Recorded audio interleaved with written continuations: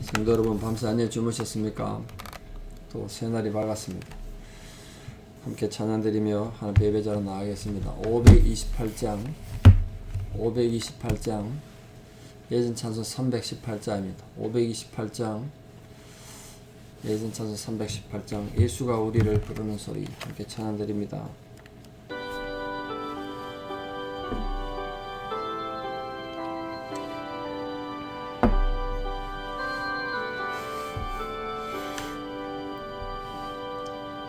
예수가 우리를 부르는 소리 금성 부드러워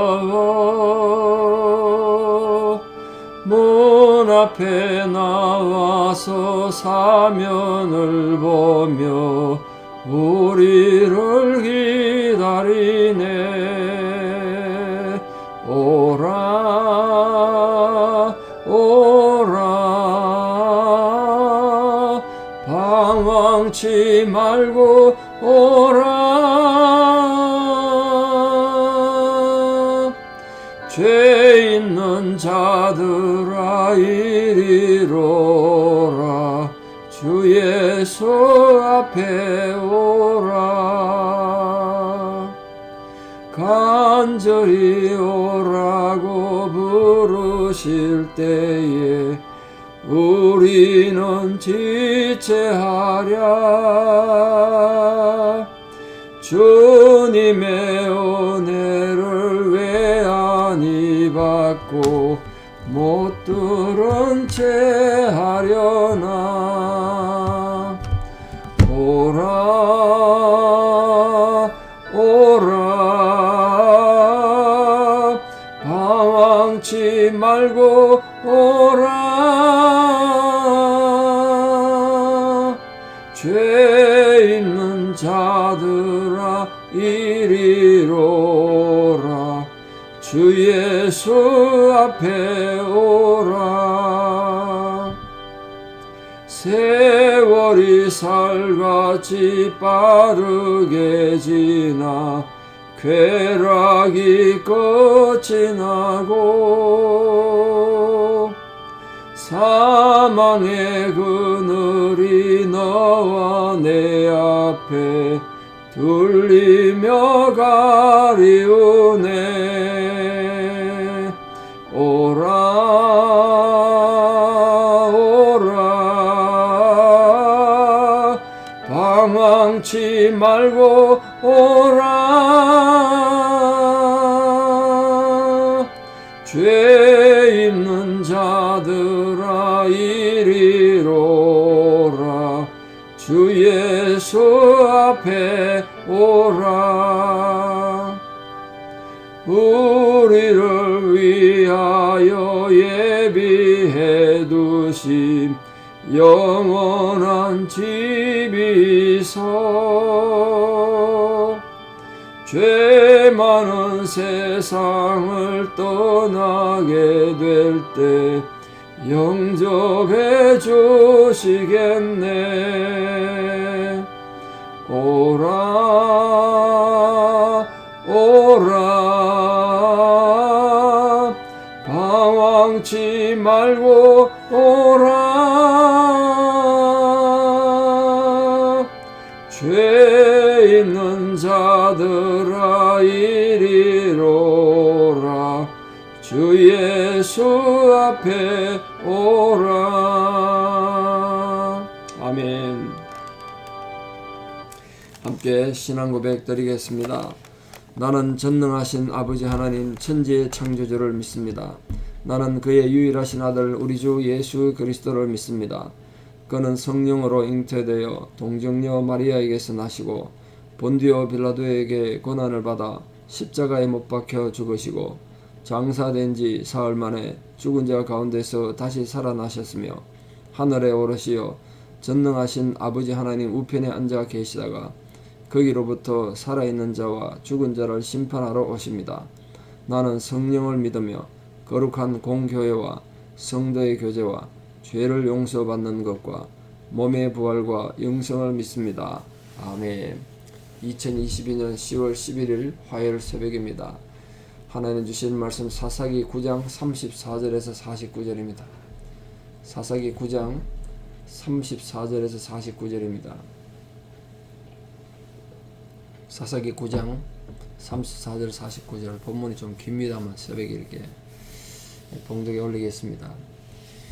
아비멜렉과 그와 함께 있는 모든 백성이 밤에 일어나 네 때로 나누어 세겜에 맞서 매복하였더니 에베스 아들 가알이 나와서 성읍 문 입구에 설 때 아비멜렉과 그와 함께 있는 백성이 매복하였던 곳에서 가알이 그 백성을 보고 스불에게 이르되 보라 백성이 산 꼭대기에서부터 내려오는도다 하니 스불이 그에게 이르되 네가 산 그림자를 사람으로 보았느니라 하는지라.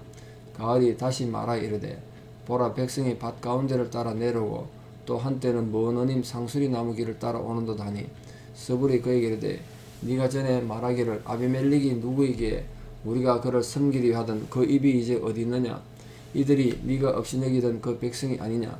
청하노니 이제 나가서 그들과 싸우라 하니 가알이 세겜 사람들보다 앞에 서서 나가 아비멜렉과 싸우다가 아비멜렉이 그를 추격하니 그 앞에서 도망하였고 부성하여 엎드러진 자가 많아 성문 입구까지 이르렀더라.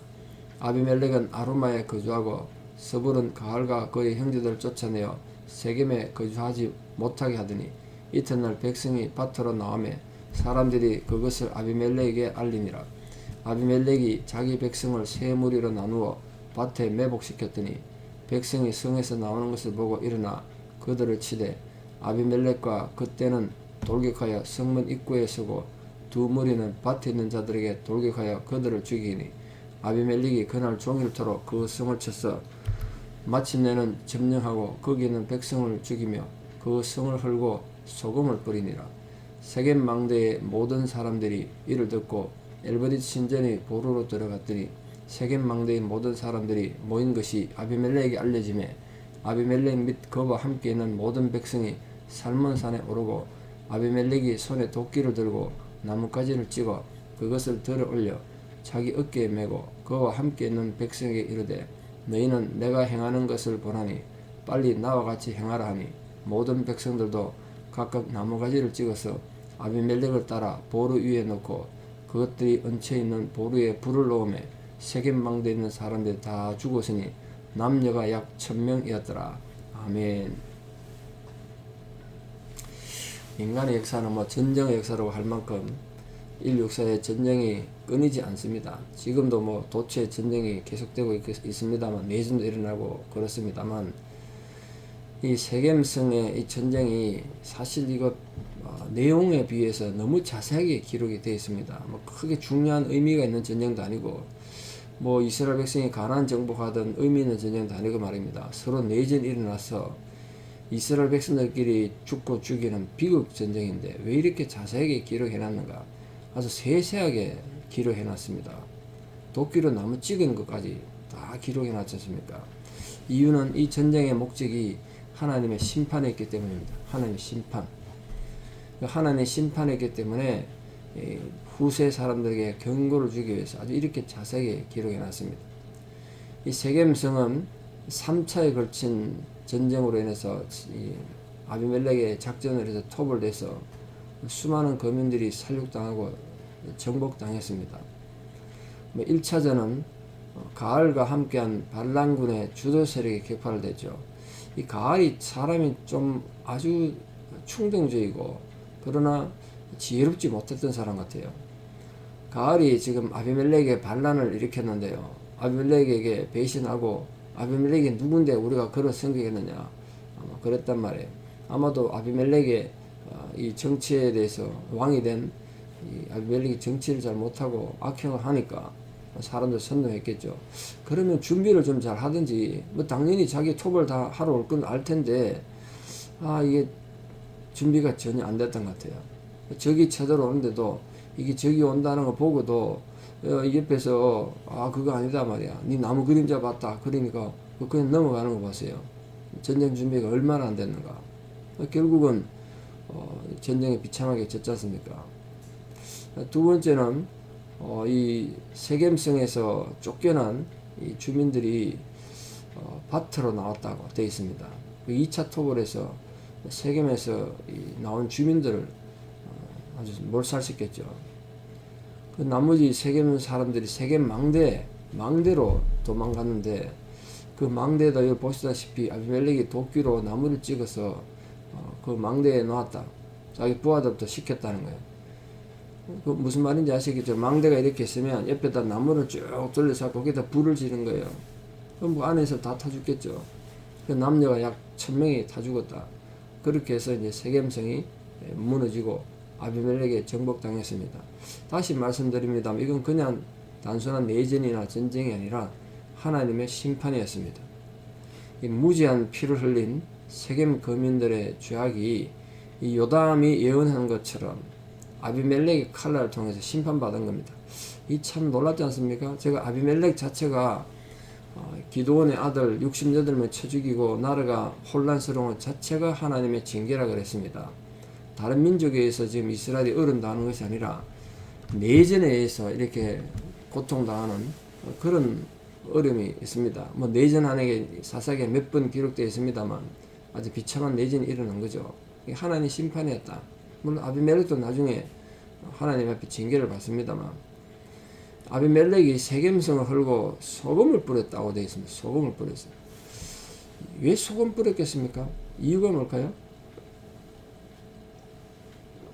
우리나라도 소금 뿌리는 그런 풍습이 있지 않습니까? 아침부터 재수 없다는 거죠. 그래서 소금 뿌려서 재수를 좋게 만들기 위해서 소금 뿌려라 이런 말 하지 않습니까? 여기 소금을 왜 뿌릴까요?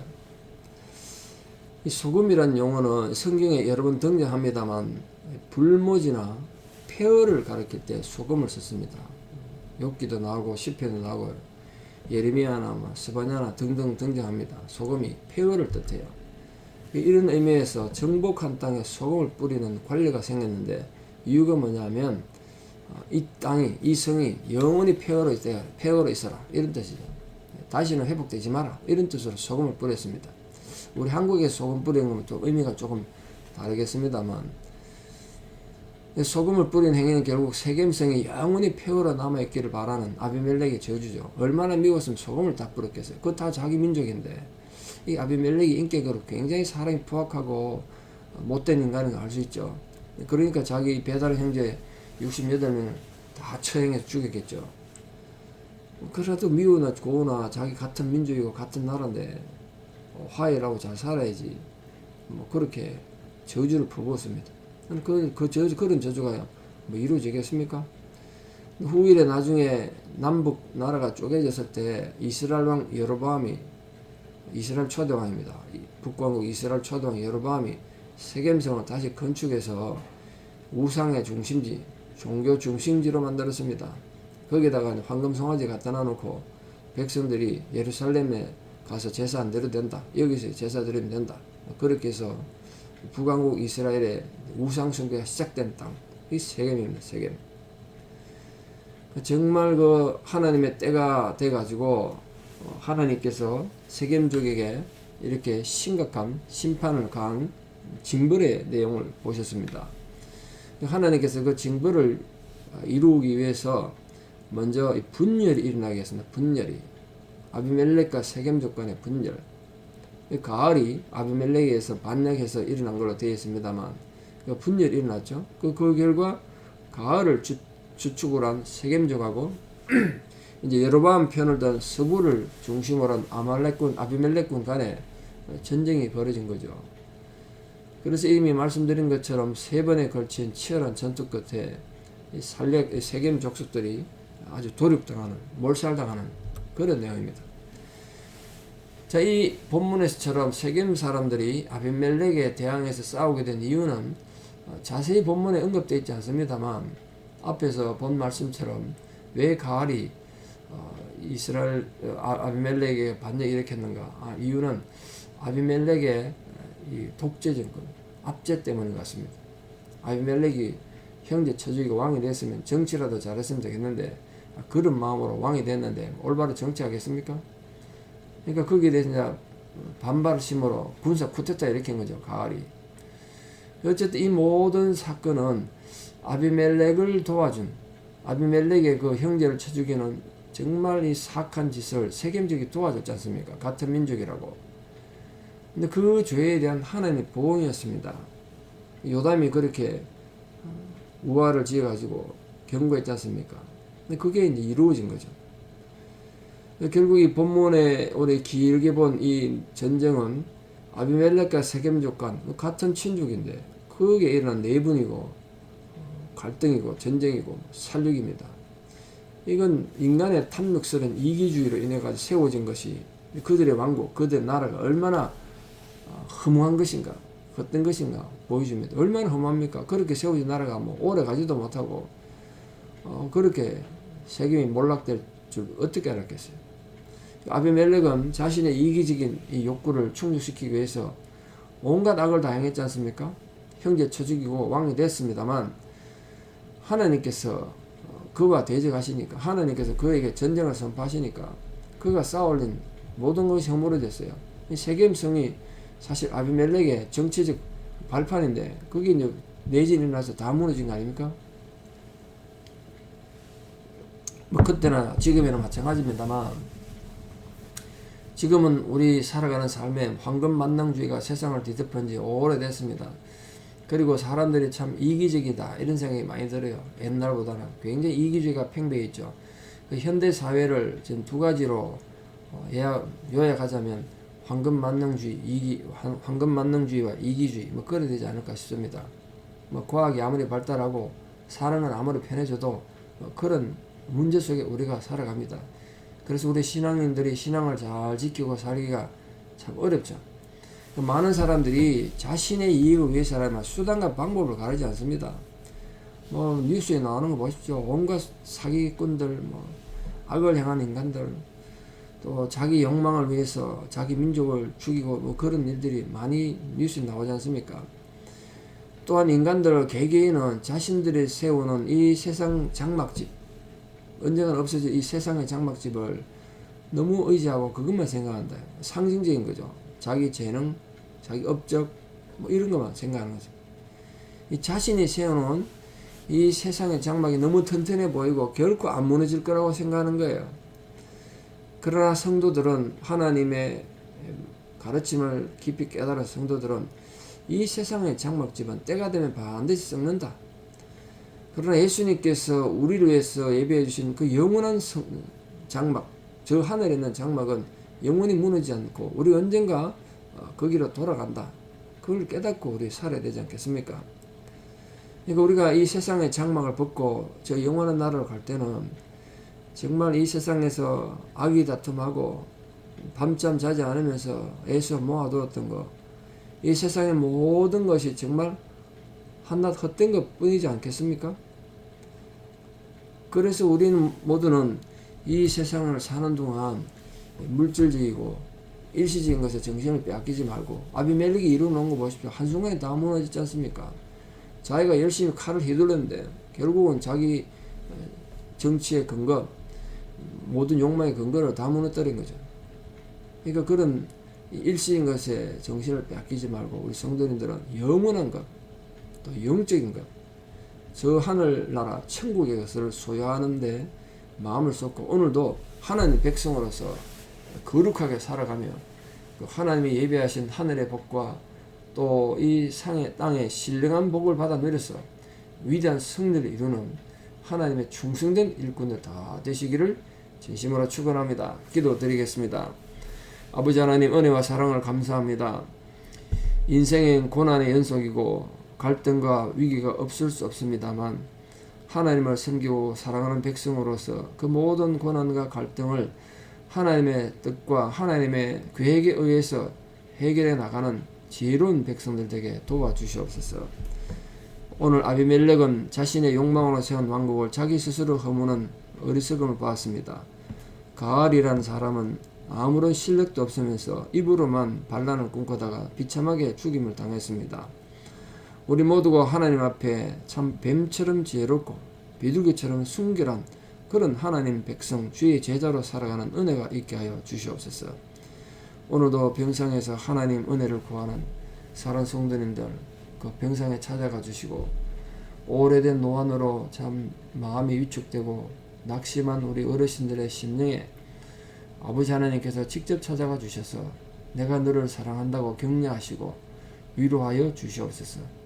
오늘도 하루 살아가는 모든 삶의 현장에 우리 성도님들의 산업에 일터에 또 모든 인간관계 위에 아버지 하나님의 크신 위로와 은총이 구체적으로 함께하는 복된 하루 되게 도와주시옵소서. 이제는 우리 주 예수 그리스도의 은혜와 하나님 아버지의 만극하신 사랑과 성령님의 위로 교통 역사하심이 참으로 하나님을 바로 섬기고 겸손하고 지혜로운 백성으로 살아가 위대한 승리를 이루며 또 영원한 천국을 소망하며 살아가기를 결단하는 성도님들의 신앙의 고백 위에 또 우리 사랑하는 모든 자녀들 삶 위에 이제부터 영원토록 함께 하시옵기를 간절히 축원하옵나이다. 아멘. 여러분 하도 믿음으로 승리하시고 내일 또 뵙겠습니다. 감사합니다.